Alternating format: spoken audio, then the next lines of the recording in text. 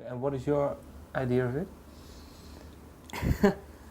I mean, it was all stuff that I think the only song that I actually even play on is the last one, which was is a woman outtake.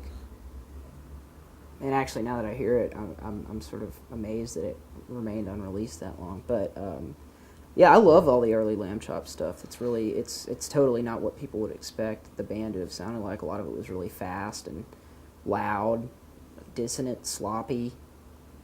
I mean, some of the stuff like that track "Two Kittens Don't Make a Puppy" is just kind of an unbelievably strange sound collage, and I mean, that's really a side of what we as a band and Kurt and everyone else who's done it has always been interested in. I just think maybe it's an element that you're not given as much credit for because people assume that you're going to be country or you're going to be soul or I don't know, but.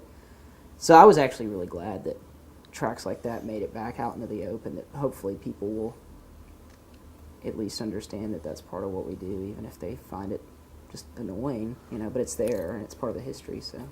But were you aware of all the songs and outtakes, or was it for you? Oh yeah, no, because when I joined the band, kind of one of the rituals that used to go on when one actually joined Lambchop was that our friend Jonathan, who has played various instruments in the band, he was kind of like the godmother, godfather figure, where he'd come over to his house and he'd give you one copy of every record that Lambchop had put out, and that included all the singles. And by the time I got around to getting a batch of the singles, they were actually starting to get pretty scarce.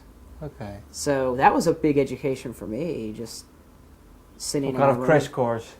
Totally. Yeah. I mean, I wasn't aware. I mean, when I joined Lambchop, I was young. I was 20, so I wasn't really aware of anything before '98. So all those early records that were pretty radically different to me and that I loved, I thought the songwriting was great. I wasn't even aware of them until after joining the band. And we still don't play a lot of that stuff, but we're starting to work it back up because I think it's interesting to try. Yeah. It's good, they're still good songs. I mean, it's definitely not what people expect Lambchop to sound like, whatever that means anymore. But is there any chance maybe some songs, some sort of sounds will be